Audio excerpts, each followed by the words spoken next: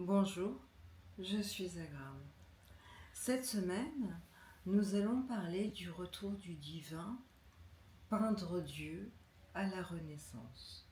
La Renaissance n'a pas inventé Dieu, mais elle l'a replacé au centre d'un espace qu'il avait quitté, celui de la peinture. Après des siècles d'iconographie,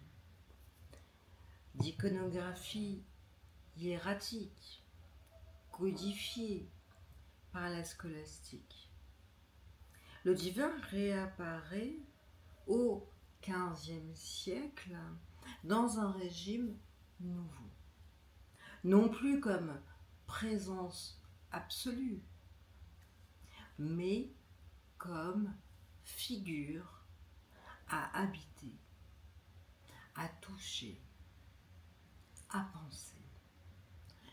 Ce retour n'est ni simple ni linéaire. Il ne s'agit pas de réaffirmer le dogme, mais de réarticuler la transcendance dans une forme plastique qui a changé. Il faut donc comprendre ce retour comme un acte de peinture, un geste qui répond à des mutations intellectuelles, techniques et politiques.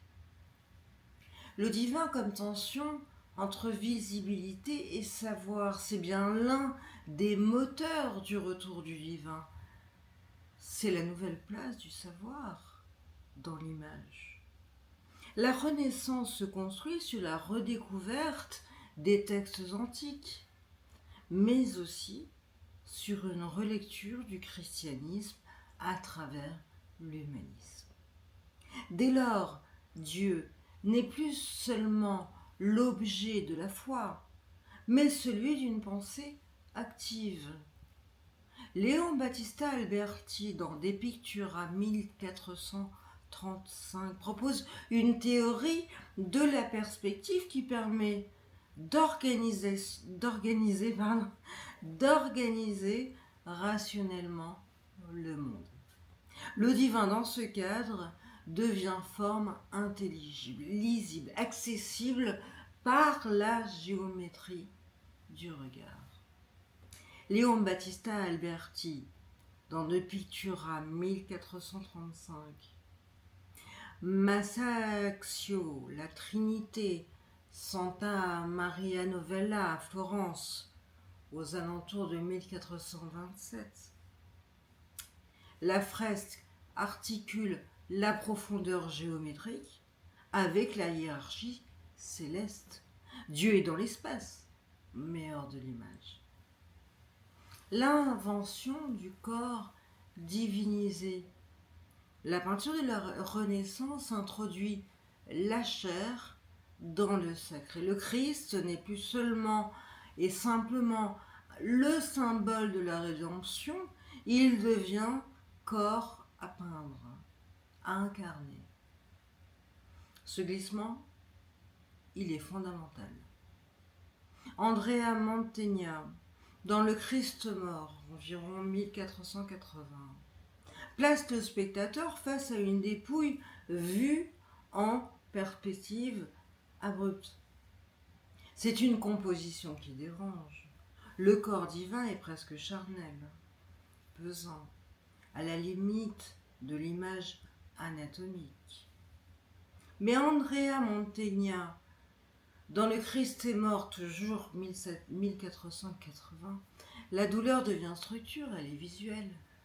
Le divin n'est plus absent, il est littéralement posé sur la toile.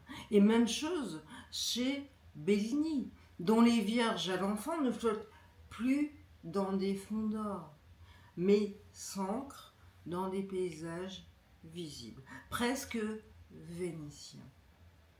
Bellini, dans La Vierge à l'enfant avec des saints, Venise 1505, chez lui l'espace est sacré. Il est tout à coup devenu naturel. Dieu est dans le monde. Mais l'image comme médiation entre terre et ciel, vient peindre le divin à la Renaissance. C'est répondre à un besoin de médiation. L'image religieuse ne sert plus seulement à enseigner, elle structure une expérience sensible du sacré. Elle devient lieu d'approche, lieu d'accès. L'apogée de cette logique se trouve chez Raphaël, dans la Transfiguration 1516-1520. Deux scènes superposées, l'une terrestre, l'autre divine. Au bas, l'échec humain, au sommet, la lumière transfigurante. Raphaël, là, ce n'est pas le Dieu qu'on montre, mais le mouvement vers Dieu, dans la peinture elle-même. Ce retour au divin n'est pas un retour religieux, c'est une mutation de la peinture. Le divin n'est plus hors du monde, il devient pensée picturale, tension entre structure et présence et effacement. Mais cette réinvention porte en elle sa propre fin, car en rendant Dieu visible, la peinture le rend aussi questionnable, discutable, humain. C'est ce paradoxe que nous aborderons dans la deuxième vidéo de cette session sur le divin. Comment cette intrusion du divin a ouvert la voie à son effacement progressif, jusqu'à disparaître du tableau.